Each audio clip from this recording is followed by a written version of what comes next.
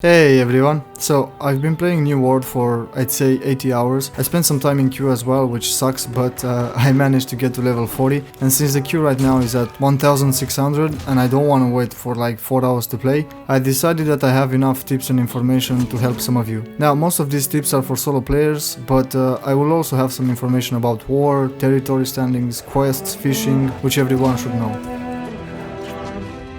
So, the first one, when you first start in New World, quickly collect about 30 green wood from bushes and 10 flint from the ground. You can craft your first gathering tools right at the campfire where you start. And then prioritize the main quest until you need to level up more in order to advance. This is by far the best source of XP. You sometimes get like 3-4k XP just by going from A to B. You don't even have to kill anything. But you don't want to just go from point A to point B. You also want something to do in between, so for this grab some town projects and faction missions. But pay attention to these town projects. I got 3 town projects where I needed to look in the same village for chests and recover something from each. Well, I could only get 2 items at a time from a chest. Also, avoid town quests that include fishing and cooking if you do not have fish or cooking materials, because it will take too long to farm all the materials. Same goes for animal quests. If you have to skin alligators in Brightwood, well, there aren't any in Brightwood, so you'll have to travel to a different region. I remember I lost a lot of time early on because I had a town project to kill 3 bears. Well, I believe 25 is the lowest level bear, so it would have been impossible. When it comes to choosing between all territory standing bonuses, it depends. Keep in mind that most bonuses have diminishing returns. 5% more XP, then it's 4.3%, then it's 3.7%, and so on, while the storage bonus stays the same. So if you want to play the game for hundreds of hours, maybe get some XP bonuses at the beginning to help you level up faster, but keep in mind that this bonus goes away once you hit level 60. But then you have to get the storage, and just prioritize standing gain early. Eventually you'll have to pick the others because of diminishing returns. The first 3 faction quests that you complete per day will provide additional XP, and it can be combined with the rested XP bonus for maximum experience. What is the rested XP bonus? Precious? Basically make sure you're in a town before logging out. The bonus works on all sources of XP. If you have ever played Diablo, it's basically like a shrine. You also need to mine, skin and harvest as much as you can. I found myself in Cutlass Keys where I could not skin a single animal. My skinning level was too low and I had to go back to a lower level region to farm wolves. It really was painful to kill crocodiles and not being able to skin them. To fast travel, just kill yourself to save some time. When you die, you lose some durability, but that's the only downside. But if you're looking to teleport and cannot find a shrine, look for this icon. It's always a fast travel shrine. Now, I don't see many people do this, but use your skills to get across map faster. It will add up at some point. Once you reach level 30, you unlock another slot to equip a bag, so maybe you should farm wood, stone, iron after you've reached at least level 30, so you can carry more. Or alternatively, wait until you reach level 45, you get the last bag slot. But if you really need iron right now, this is the best route that I found. Keep in mind that it takes around 15 to 20 minutes for the vein to respawn. I will make another video about resource gathering. And talking about resources, in order to obtain rare resources from gathering professions, you need luck. When the time comes to stockpile wood or stone or iron, get one of these. Apparently gathering perks do stack, so if you have another item with the same bonus, put it on. You could also cook some food that increases luck. So like I said, this is mostly for solo players. Go to elite zones even if you're a bit under level. You will very often find other solo players or groups there. Farm there with them. This works very well as a filler XP. Sometimes you cannot advance the story because you're underleveled. Well, farming elites is something that will help a lot. Same with corrupted bridge farming.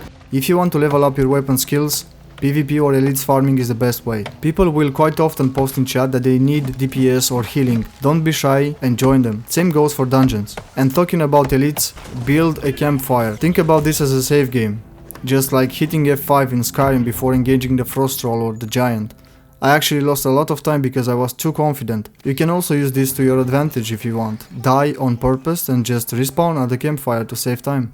And something to help you with elites, or in general, craft some food to boost up your strength, intelligence or dexterity when going for elites, bosses or just PvP in general. And talking about PvP, if you're wondering what's the difference between light, medium and heavy armor, Well, if you're wearing light armor, you get a 20% damage bonus increase. If you're wearing medium armor, it's a 10% damage bonus, but you also get 10% crowd control. When you're wearing heavy armor, you get 20% crowd control and 15% blocking. Don't be afraid to try out different skills until you reach level 20. After level 20, you'll have to pay Azoth. Height doesn't really matter. Take shortcuts and drop down from any height you want. You might think that you have to drop down a few meters at a time. Well, no. Just jump. If you like fishing, find deep water. The fish tend to bite quicker, also the further you cast, the less tension you'll have in your fishing line. In most cases, you should just salvage the items. You get repair parts, cash and materials, depending on the item and level. But sometimes it's worth selling because you can get lots of cash that will allow you to buy more iron that item would have got you. Now, you can only have 100 selling offers on the market. The game doesn't tell you this, but if you wanna sell more after you've reached 100,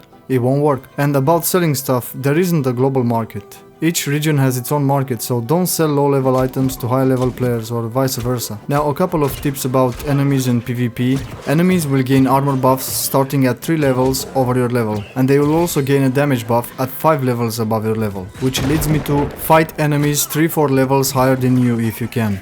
Higher drop chance and more XP. Fighting enemies 5+ levels above yours is really slow and not very efficient. If you see somebody fighting an enemy, go there and just hit it once or twice and you will get full XP. What I'm trying to say here is that you don't have to deliver the final blow to get the max XP from a monster.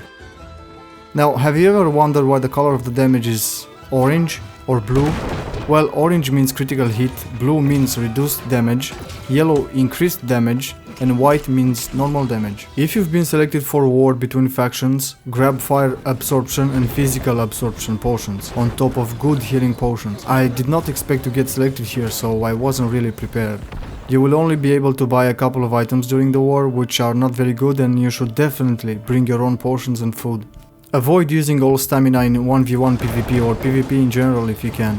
If you are in a fight and your stamina is 0, the regeneration is much slower and you cannot use any stamina until it's completely full again. So be aware and have at least 1 stamina left so you can use it faster. And remember that you can block attacks. Lots of players just spam and roll. Some builds differ from PvP to PvE. For example, lots of players use the life staff as a secondary weapon, but in group fights you have the healer, so you don't need a life staff. Instead you could get more damage or AoE. Careful if you want to turn on PvP as a solo player. You will quite often have a quest to kill an elite or boss, and you will find people there who are waiting for it to respawn. If you want to turn on PvP, I'd recommend doing it in territory occupied by your own faction. That's all guys, I'm only level 40 at the moment. I will be making another guide about endgame stuff and maybe another one on where to find resources. Thanks for watching and have a good one.